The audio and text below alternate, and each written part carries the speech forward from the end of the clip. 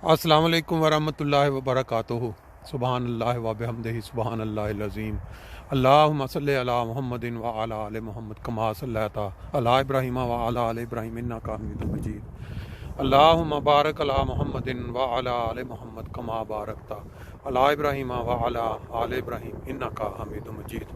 दोस्तों, आज Germany Frankfurt के अंदर शाम 8 बजे का टाइम, ये सामने देखें बहुत ही खूबसूरत नज़ारा।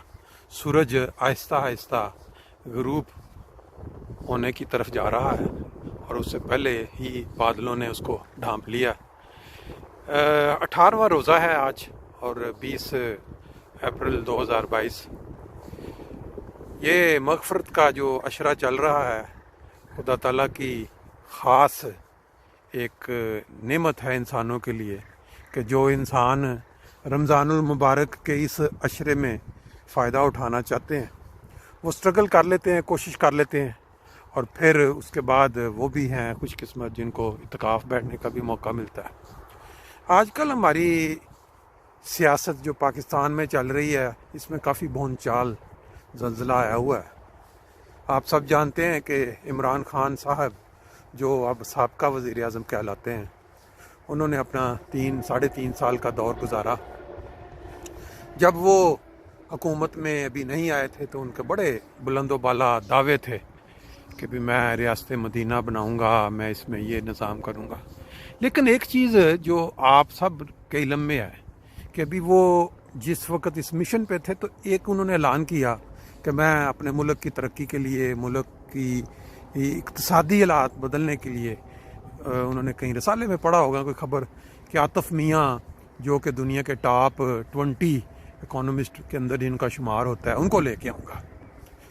वो दरअसल आगाज़ था इमरान खान के ज़वाल का कि जिस वक्त उन्होंने ये दावा किया कि मैं उनको बुलाऊंगा और पाकिस्तान की हालात जो इक़्तिसादी उनको बेहतर करवाऊंगा, तो उसके बाद जो हुआ वो सब आप जानते हैं कि मौलवी हजरात भी नहीं कहना चाहिए, बल्कि जो माइंड सेट बन चुका है पाकिस्तान के अंदर कि जैसे ही किसी अहमदी का, या जिसको वो वहाँ कादियानी कहते हैं, नाम आता है पाकिस्तान की खिदमत के सिलसिले में या उनसे कोई फ़ायदा उठाया जा सके मुल्क के लिए, तो वो जो अनासर हैं जो नहीं चाहते कि मुल्क तरक्की करे, मुल्क के लिए कोई बेहतरी हो, वो उठ खड़े होते हैं।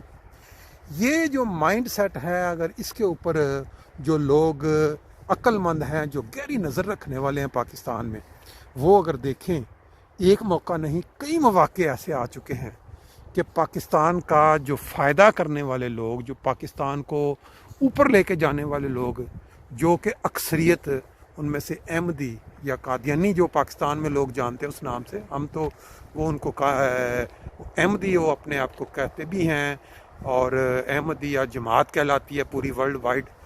कादियानी उनको इस सेंस में कहा जाता है कि वो उनके जो फाउंडर रहनुमा जिन्होंने दावा किया कि भाई मैं वही इमाम महदी मसीह मौद हूँ जो रसूल पाक सल्लल्लाहु अलैहि वसल्लम की पेशगोई के मुताबिक आने थे, तो उस पर फ़र्क सिर्फ इतना है कि अहमदी जो हैं वो ये यकीन मान लेते हैं कि हाँ ये वही हैं, और बाकी जितने हैं वो कहते हैं कि नहीं ये वो नहीं है, और उनके पास इसका कोई जवाब भी नहीं है कि आया वो कब आएंगे, कहाँ आएंगे, कैसे आएंगे।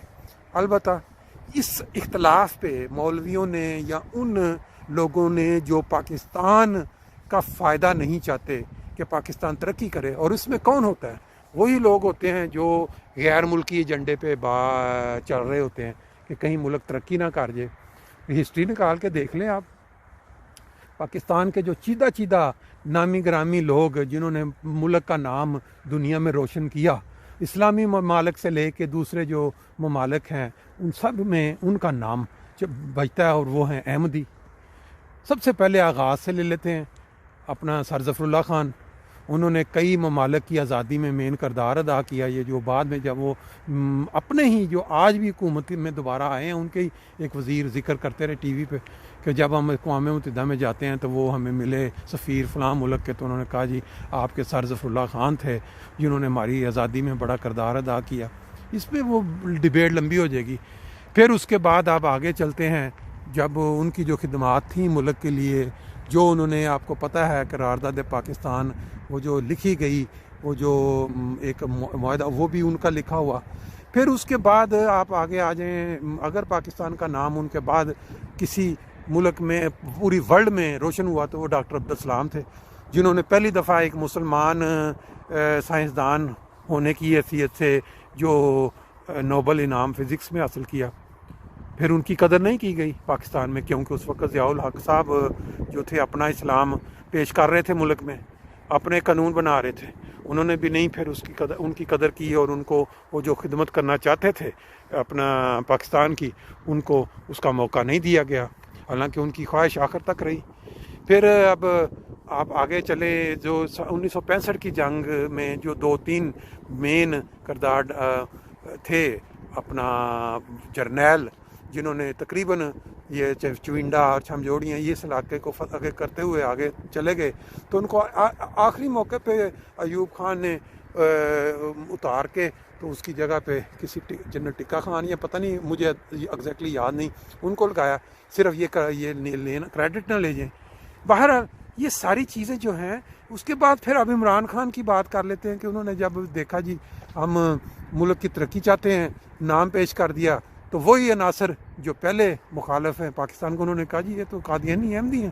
تو وہ عمران صاحب میں اتنی ہمت یا اتنا وہ حوصلہ نہ رہا کہ وہ اس پہ عمل کروا سکتے. اگر آج پاکستان میں وہ ہوتے تو شاید اکانومی پاکستان کی بہتر ہو چکی ہوتی.